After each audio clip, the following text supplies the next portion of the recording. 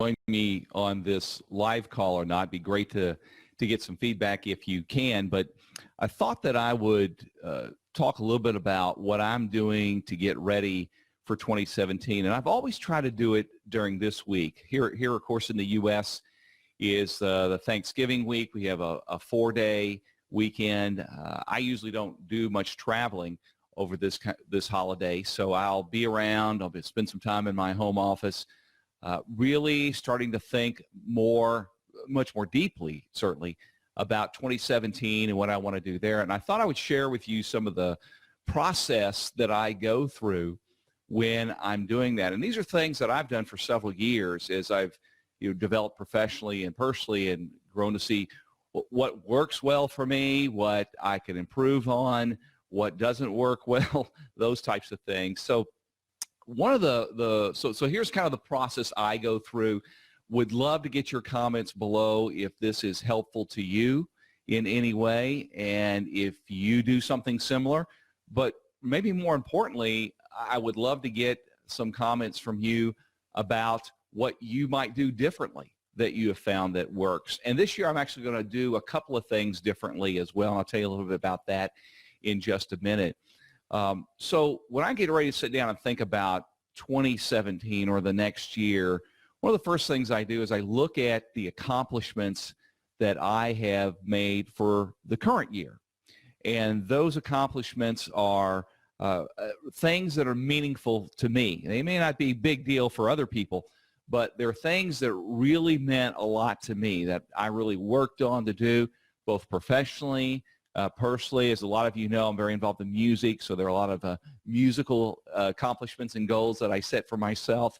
So that's one of the first things I do. And I look at those accomplishments and I think about the next thing, which is what did I learn? As I achieved the things I wanted to achieve, as I accomplished the goals that I had set, what did I really learn in that process?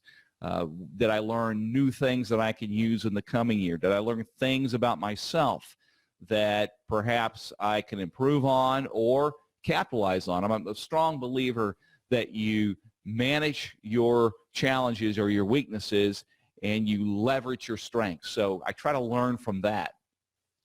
Third thing I do is then think about what worked well. What were things that I tried to do in the year here, 2016, that really worked well for me that I want to continue to do? There's the old principle that 20% of your activities actually yields 80% of your results. So what were those 20%ers? What were those 20% of my activities that really worked well and leveraged? And I want to certainly incorporate that in 2017 and the next year as I'm planning for that. Of course, on the other side of that, I look at what didn't work. And I'm always trying new things, particularly in business, new marketing ideas or new sales ideas or new ways of working with people, working with organizations. Some of it works. Some of it you put a lot of energy into, a lot of resource into, and despite your best intentions, despite all the planning you do, it doesn't work. So I want to look at those things because if it didn't work, I want to understand why. And I want to make sure I don't repeat the same mistakes in 2017 that maybe I did in 2016. And once I kind of have that in front of me, now this isn't goal setting. This is really thinking about and planning kind of the very initial stages of that at the beginning of the year. I think about how I answered those things, my accomplishments. What did I learn? What worked? What didn't work? And then I'll write a quick vision for 2017. I'll ask myself, if I'm sitting at my desk at December 31st, 2017, and I say to myself, man, this was an absolutely awesome year. What has to happen in that year for me to be able to make that statement? So that's what I'm going to write down, that overall vision of what needs to happen for 2017 to have that awesome year. Now, there are a couple of things that I'm going to try in my planning process this week, this initial process this week that I haven't done before, and they're ideas that I picked up from an ebook I just recently downloaded, and I put the link in, I think, in the comments or up above the video here if you want to download it too. This is the book here. I just downloaded this the other day.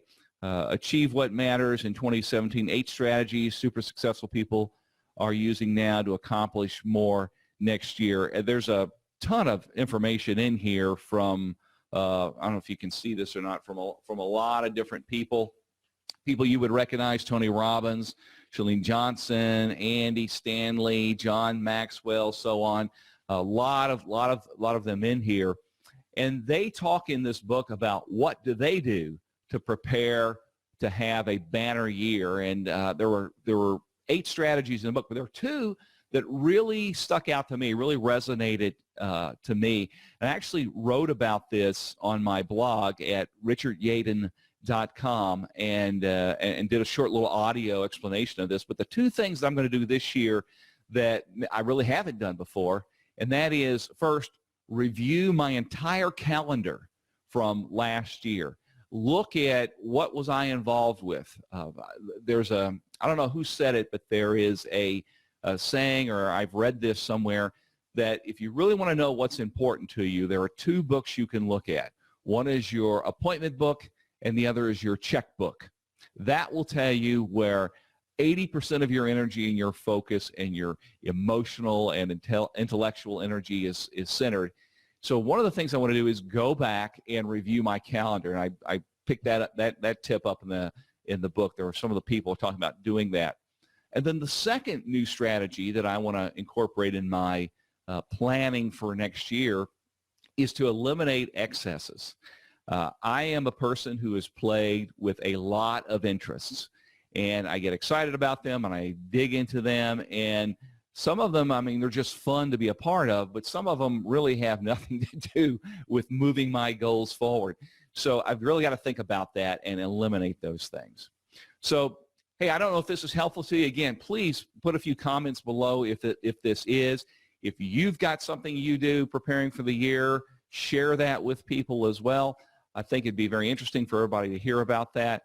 And if you want to get the ebook, if you think that would be helpful to you, some of these 8 strategies, you probably pick up something new there. I certainly did.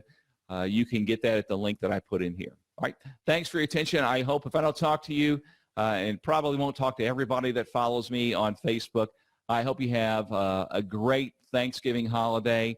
Remember what that holiday is about. You, despite whatever situation you may be in, you have a lot to be thankful for, and that's what we do on this holiday.